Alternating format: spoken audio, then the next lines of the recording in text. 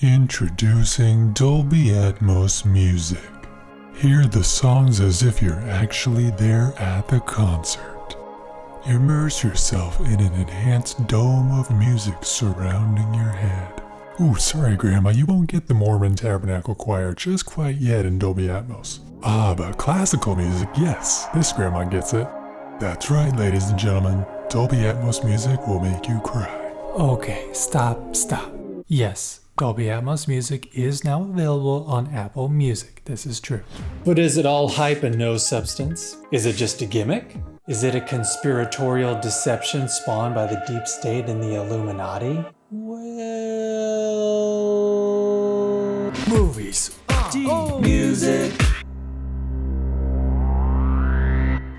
Greetings and salutations, people of YouTube. My name is Elon Osborne, and this is my channel where I talk about movies, audio, and music. And our topic today is, what is spatial audio anyway?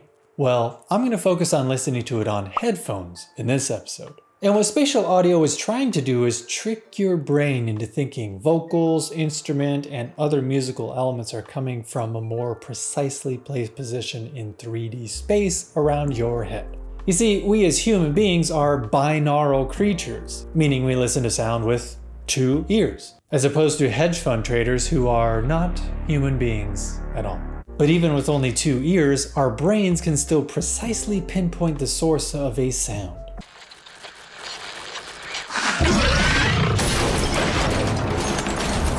Well, not as good as they do. Anyway, our brains can zero in on the source of a sound, whether that be behind us, slightly ahead and to the right, or even above us. But regarding music, up until now, stereo tracks have been the norm. A left and right speaker producing the memorable tunes of John Tesh, am I right? But stereo didn't used to be the norm. Back in the day, mono was the norm. Just a single channel, playing our favorite Nat King Cole record on a cold winter's night. But when stereo first came onto the scene, a bunch of albums or songs were remixed from mono to stereo. Some songs sounded better, some missed the mark. And so it is with spatial audio. This initial wave of remixed tracks, I think, has more misses than hits. In an effort to get a lot of songs released at its launch, it seems like a bunch of hits were just run through a Dolby Atmos upmixer software plugin, rather than properly remixed and remastered with Atmos in mind. Because let's face it, music studios aren't equipped to remix anything in surround sound, let alone Dolby Atmos, which also includes height channels. That kind of mixing and mastering is left to the post-production facilities like Skywalker Sound, for example. So in order for music studios to start mixing and mastering with Atmos in mind, they would have to spend an exorbitant amount of money to upgrade their gear, their software, as well as add more speakers to their system. I don't think any music studio is going to jump on that bandwagon anytime soon. But if you haven't tried it out and you're curious about how to do it, 1. Make sure your iOS or iPad OS is updated to version 14.6 or higher. 2. Make yourself a cocktail and listen to some John Tesh. 3.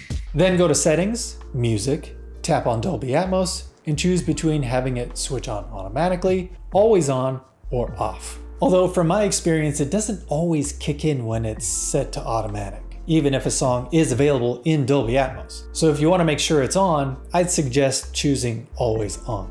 So when listening to songs on headphones in spatial audio, how do they sound? Just a reminder that music is incredibly subjective, so don't think that my opinion should be the end-all be-all of spatial audio. If you happen to think Dolby Atmos music is the best thing since sliced bread no matter what song you're listening to, more power to you. So, over the past few weeks I've gone through every one of the featured spatial audio playlists on Apple Music. What I would do is have my settings app at the ready, and as the song played, I would switch back and forth between Dolby Atmos on or off, which would then change back to lossless only. If you haven't seen my music on Apple Music's upgrade to lossless audio, check that out too. But only after you watch this all the way to the very end. Okay, geez. So here are a few highlights from going through those playlists. I'm going to start off with the bad. And the hip hop playlist overall?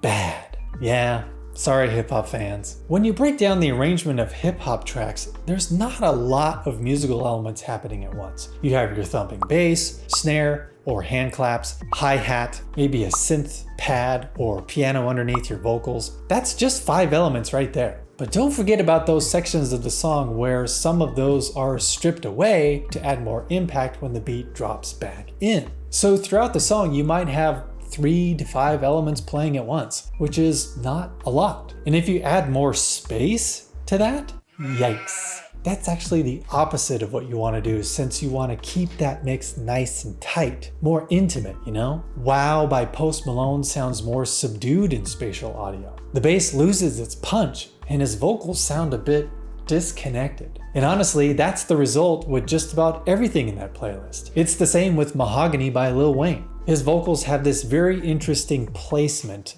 almost like it's coming from the front and slightly above my head, but not in a good way. And the vocals don't sound as bright, like they lost some higher frequencies. Turn the Atmos off, and his vocals have this sizzle back to them, and the bass has more oomph. Having Our Way featuring Drake by Migos sounded terrible. The bass was flat, the hi-hat was only on the left side for some reason, and the vocals sounded slightly muffled and distant again. It's as if they thought in order to give it the illusion of more space, they just put a microphone in the control room, pressed play, and called it a day. Because it's all part of the Illuminati deep state's plan, remember?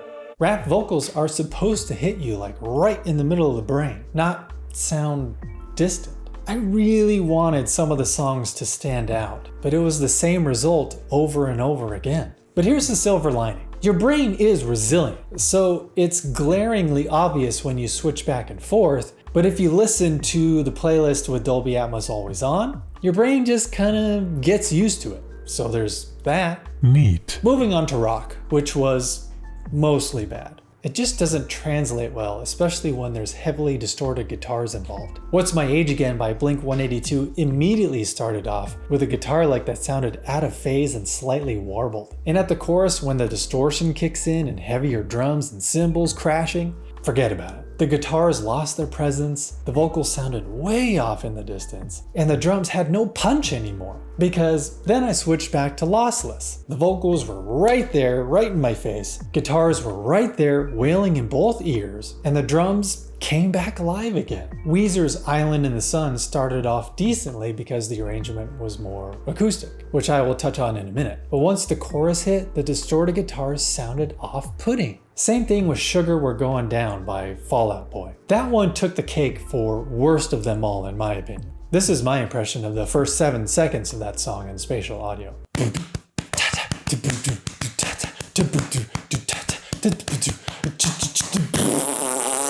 Yeah, pretty much like that. But there were some standouts in that playlist that translated a little better than most. It still didn't win me over completely, but it wasn't absolute garbage either. And those were the tracks that were a more acoustic, or even acoustic-ish for that matter. Santeria by Sublime actually sounded decent because you've got that clean, syncopated electric guitar going, minimal drum kit, clean bass line, and Bradley Nowell's vocals actually sounded pretty darn good. Drive by R.E.M. was pretty cool. The delay on Michael Stipe's vocals had some more room to travel, and the strings that come in and out filled the space real nice. Here are a few more standouts that I thought sounded decent. Sex and Candy by Marcy Playground, Summer of '69 by Bryan Adams, More Than Words by Extreme, What I Got by Sublime, again, Sublime, Mr. Roboto by Styx, Down by St. Vincent. In fact, the whole album, Daddy's Home by St. Vincent, I would highly recommend. To me, it is a spatial audio standout. They must have actually remixed it with Atmos in mind because musical elements surrounded you in a very cool way. Another one that surprised me was Limelight by Rush. Geddy Lee's vocals sound amazing and the instruments sound well placed in the mix. So again, a more acoustic arrangement or more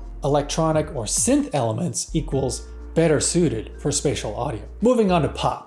This suffers a bit like hip-hop since these days arrangements in a pop song often use hip-hop elements. But because pop utilizes a bit broader music palette, there are some songs that translate better than others. Bad Habits by Ed Sheeran again suffers with vocals that are a tad distant sounding, and just an overall lack of punch and presence. Build a Bitch by Bella Poarch is arranged much like a hip-hop song, but has some bright synth elements that travel around and some cool backup vocals that give it a wide soundstage. Seven Rings by Ariana Grande sounds okay, but it slightly suffers from that effect that sounds like they just put a mic in the control room, pressed play, and called it a day. But since you have some moving synth elements and some great harmony vocals happening, it's not too bad. But if Seven Rings only slightly sounded like it was recorded in a control room, Blinding Lights by The Weeknd takes the cake. His vocals sound miles away, and the entire song sounds like they clumsily slapped some reverb on it. That entire After Hours album sounds bad in spatial audio, like it was a last-minute decision to even do it. Listen up, Dolby Atmos is launching on Apple Music tomorrow. We can do that, right? You in? That's literally impossible. Awesome. Well, here's a list of the songs we need, so get to it.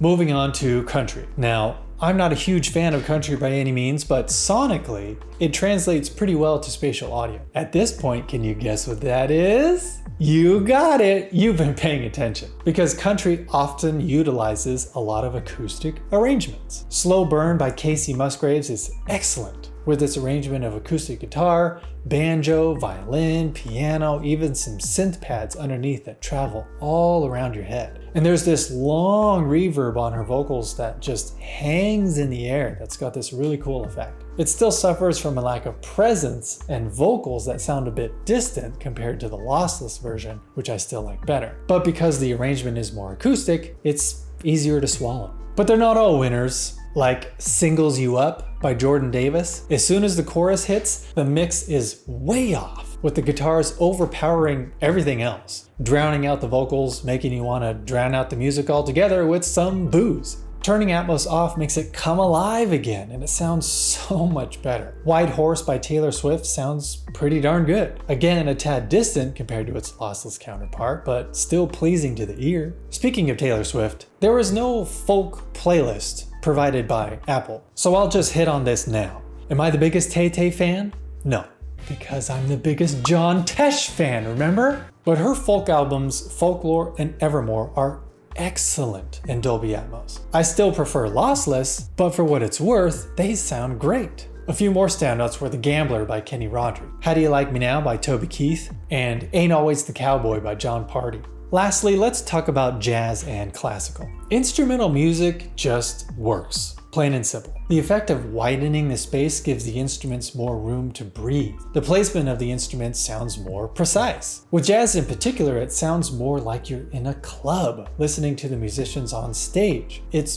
pretty outstanding. With classical, it doesn't make it sound like you're listening to a concert hall in Vienna, but broadening that soundstage makes it sound bigger. And isn't that the best way to listen to jazz and classical anyway? Live in an intimate jazz club or a concert hall? Not only does it give it a better sense of instrument placement, but reverbs sound more natural. With classical especially being so dynamic with quiet parts and loud parts, and according to my daughter, lots of boring parts. So with everyone not having time or money to go to a live jazz or classical concert every night, this is a step in the right direction, getting closer to the real thing.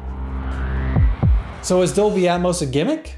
For now, yes. If this takes off and music studios spend more money to actually mix things in Atmos and not just run them through a software plugin, it will sound light years better than this first batch. Or this might just come and go like quadraphonic sound before it, you know? Only time will tell, and science, and money, and Kanye. But here's what I hope will happen, since I'm a big home theater fan as well. Do you remember SACD? It was an advanced CD format that allowed for multi-channel playback. So maybe this will be the beginning of a more modernized version of SACD or DSD discs. Just like physical media and vinyl records have made a comeback, maybe a few years from now, music studios will release a stereo version on vinyl and an Atmos version on a DSD disc. And since it probably won't be lucrative for music studios to add Atmos mixing rooms, maybe this will be a chance for post-production facilities to expand their footprint and their workforce to account for an influx of Atmos music clients. Hypothetically, say it's 2024 and the latest Beck album drops, being released in stereo on vinyl or multi-channel on DSD disc. I personally get the DSD version because I'm also a home theater enthusiast and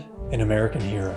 It's honestly a shame that there's no electronic music playlist that Apple released immediately. Electronic artists are always on the forefront of innovation, since usually they're just gearheads and audio nerds, playing with buttons and knobs and experimenting with all kinds of shit. And by shit, I don't mean drugs. No, scratch that. I do mean drugs. Lots of drugs. And since instrumental music lends itself so much better to spatial audio, I wouldn't be surprised if electronic musicians are the first major wave of artists to really embrace spatial audio and release tracks in Dolby Atmos. Is it a conspiratorial deception spawned by the deep space? Hello? Hello? But only after you watch this till the very end. Slow Burn by Macy Musgraves. Casey. And there you have it. I sure hope you enjoyed that deep dive into spatial audio playlists. It was a blast going through all those songs because I was very curious to hear the results. Have you tried listening to Dolby Atmos tracks on Apple Music? What was your experience? Let me know in the comments below. Please remember to be kind to each other out there. Don't just watch TV and movies, experience them. And of course, always be listening.